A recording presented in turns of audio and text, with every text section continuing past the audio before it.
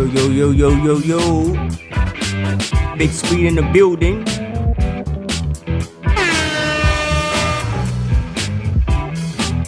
Yep.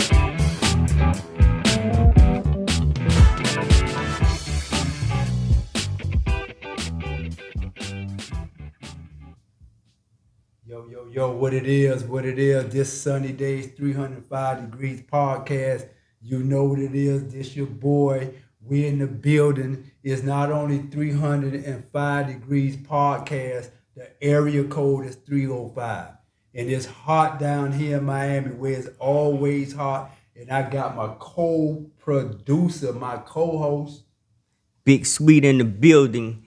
305. Where it's always hot down here. Down here in Miami. Where it's live. Always live. So I always, often I ask myself, how did I become who I am today? What is it that really turned me to selling drugs?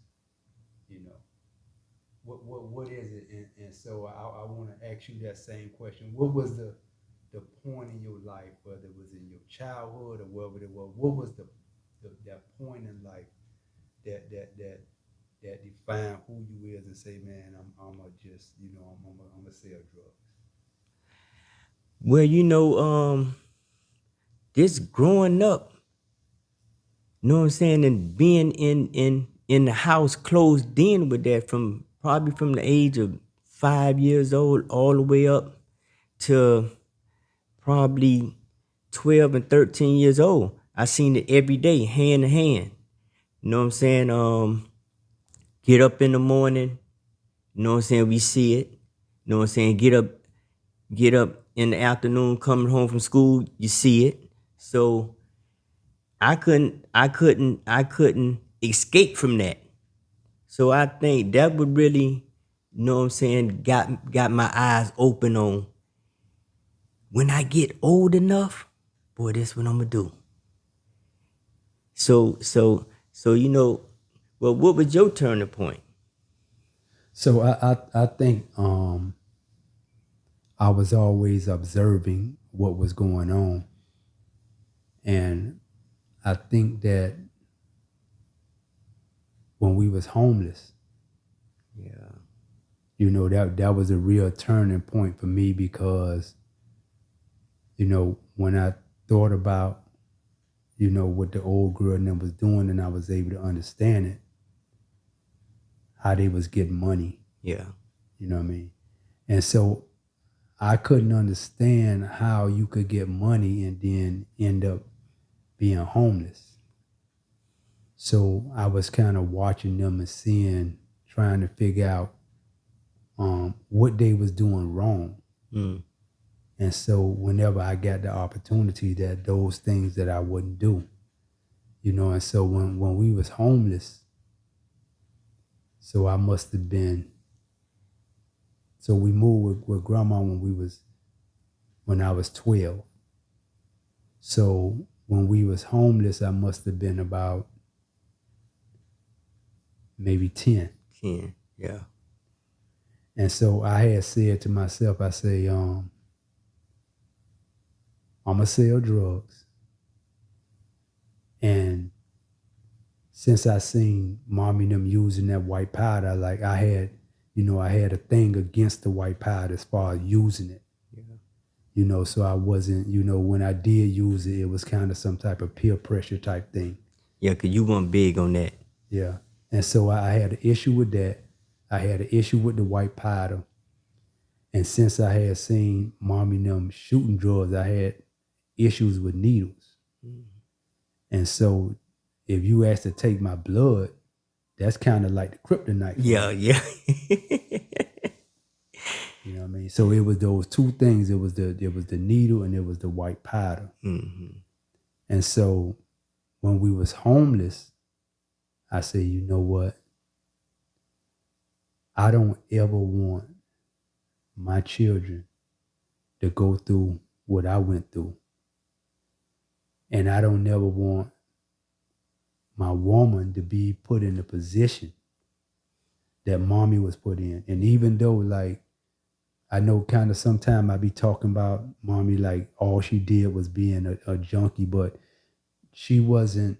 When you say junkie, it sounds like it really sounds like it sounds horrible. Yeah, it's bad. So I think I'm a stop using the term as referring to our queen as a junkie, because junkies all they want to do is shoot drugs. They gonna steal. They gonna do all kind of things. They probably ain't gonna keep a job. You know, as opposed to mommy. You know, she mothered us. She took care of us. And she kept a job. She kept a job. She loved us, and she always tried to protect us. You know, that's why when we was homeless, she kind of made us feel how she was moving. She almost kind of made us feel that we wasn't homeless. Yeah. Because she would navigate through the streets. She would, you know, find us something to eat and find us somewhere to stay for a few nights. You know, she was navigating that thing. You know, so, But not cutting you off, right? I never knew or felt we was homeless, right? Till grandma and them started talking about it. so you was a little younger than me. Yeah. You know what I mean? And you were conscious, you know what I mean?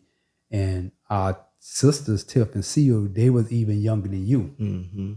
So one day I have to get them on and let them tell their part of the story, because even though all five of us, we was into it, you know what I mean? When their father went on the run, I'm sure they got a story as to what they felt about it individually. Mm-hmm.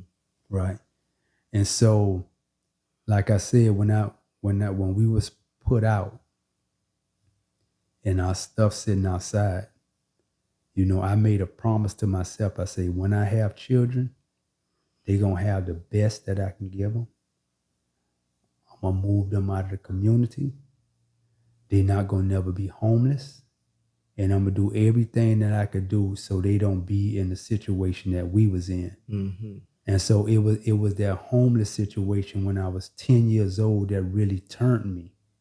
I really knew at 10, 11 years old, I knew that I didn't want to go to college. I didn't want to be a fireman. I didn't want to be a police. I knew that I wanted to, you know, I seen the money that mommy and them was making. And so I wanted to perfect that, you know. And so I remember teachers used to ask you what you want to be when you grow up. You know, and I never had an answer for them because first of all, I want to live another day. Yeah. You know what I mean? And so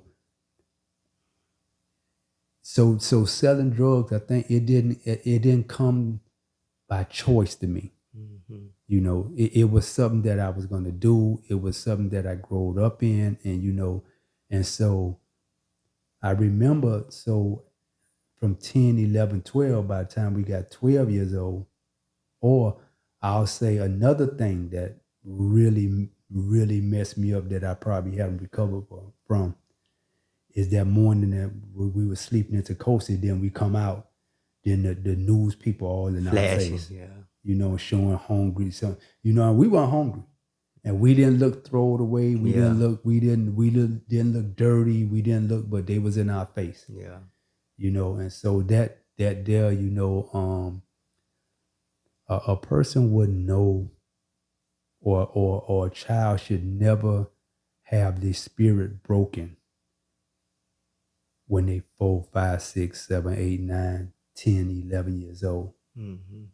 And so when we moved with grandma, I think I was 12 years old. So when we moved with her, it was fresh coming off the homeless thing. Yeah. Right? It would be fresh out the streets. Fresh out the streets. And so we went to school, and, you know, things seemed to be better, you know, but we always yearned for our mom. Mm-hmm. And she was still in the streets, you know. And then years later, after I graduated, really thinking that I had forgot about that stuff, you know. But then when I got in the streets, all of that stuff kicked in on me.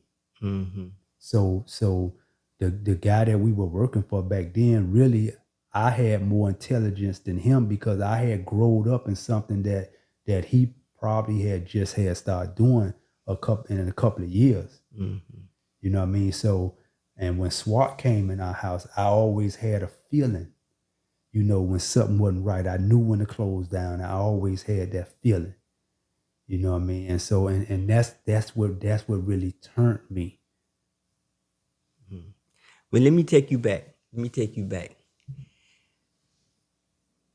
Remember we was going to Edison, Mm-hmm. and you used to go on the wall and get them dollar joints and come back to the school and sell them, Yeah. right? So I used to see you do that, and that was another, you know what I'm saying, turning point in me, right? Because I was like, well, shit, I can go up here, you know what I'm saying, get these dollar joints, you know what I'm saying, sell them for $2, right? So me and my little homie that we used to go to Edison together, right? We used to skip school, jump, you know what I'm saying, jump the little wall and go down to the wall, you know what I'm saying, the wall and get them little $2 joints and come back, you know what I'm saying, and sell them. So I used to be like, boy, shit, my brother can do it, right? Then you used to go get the $3 bags. Remember the $3 bags? And man, we used to break them things down and man, man, that was, you know what I'm saying, that was a beginning point for me.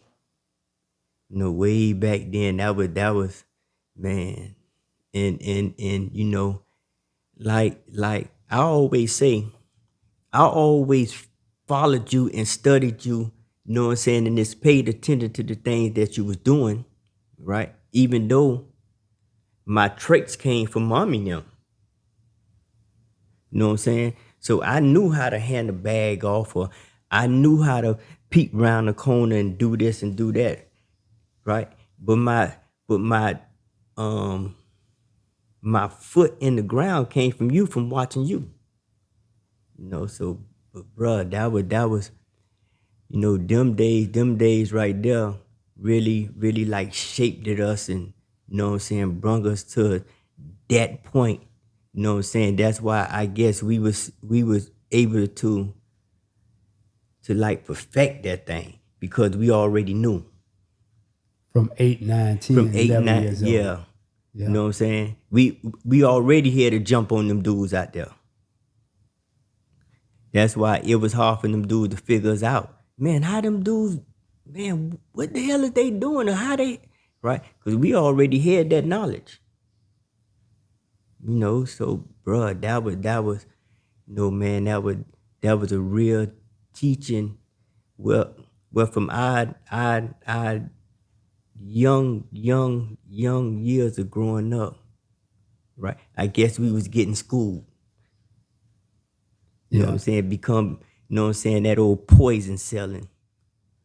So I think, you know, when I hear them talk about Lil Wayne, how he was like a young boy, a young child, and he grew up in the rap game Yeah.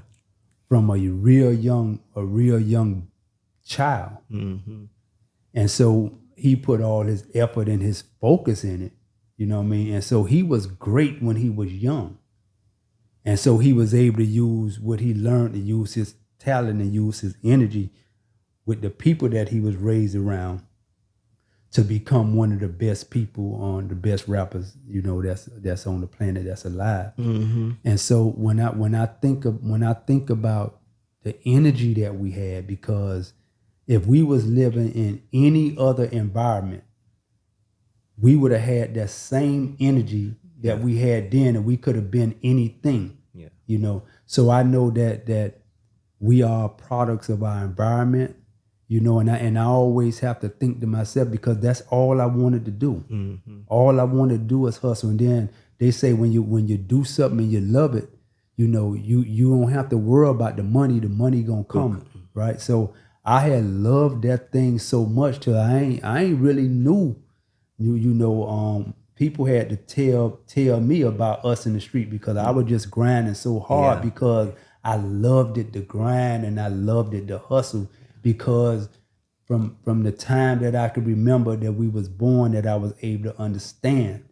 You know, that's where we lived. That's what we seen. Just like Lil Wayne. Yeah. You know. Yeah. And so when I look back on my life now, I don't too much talk about. I don't look at it in a negative sense, because just like when I had let mommy read my manuscript before I published the book, and she was crying to me on the phone. She said, "Oh my God, y'all didn't have a chance.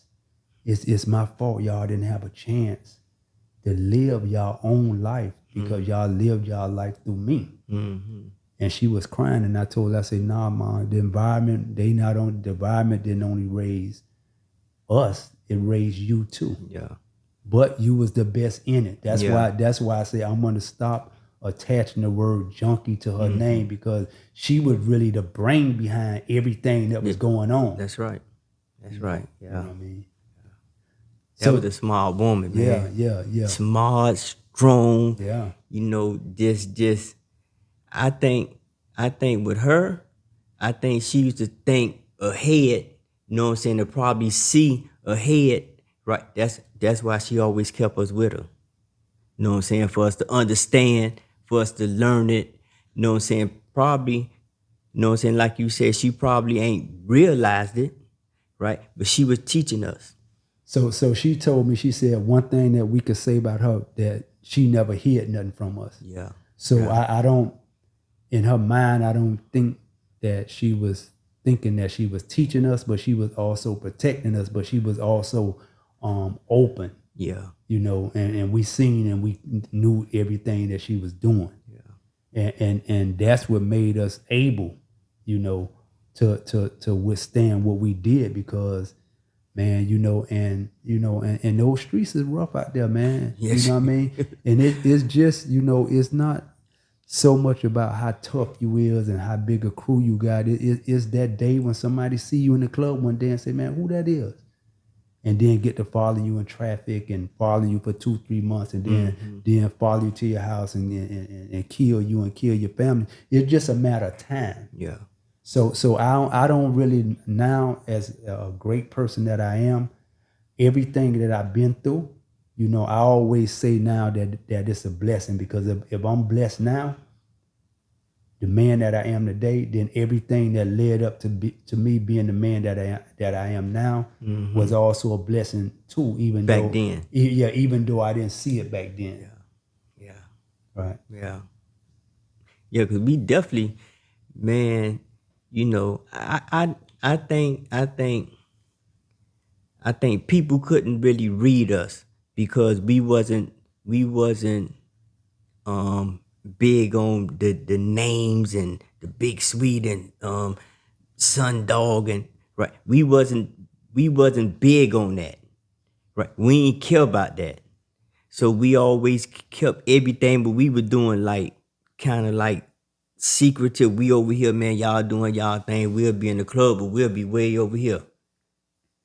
You know what I'm saying? Y'all might be wilding out, but we doing our thing over here. Who that is? Boy, that's Sonny and Sweet and blocking all them, right? But nobody never couldn't pinpoint the thing that we were actually doing, but everybody knew we was getting money. You know, so man, you know, yeah, we was blessed. You know. Yeah. So this sunny days, 305 degrees. You got me right here, you know, Big Money Sonny, Rush. For life. And you could follow us on Facebook at Sunny Days 305. And you could also subscribe to our YouTube page at Albert Sonny Campbell. Hey man, Sunny Days 305 Degrees podcast. Man, you ain't gonna get this nowhere else like this. Yeah, sure ain't, man. Y'all subscribe to this thing, man. You know what I'm saying? Subscribe to it. You know what I'm saying? Because we gonna keep this thing raw. We getting it to you real. And you can check our resume on that. Hot up in this joint right here. That's what we do. Keeping it real, 100.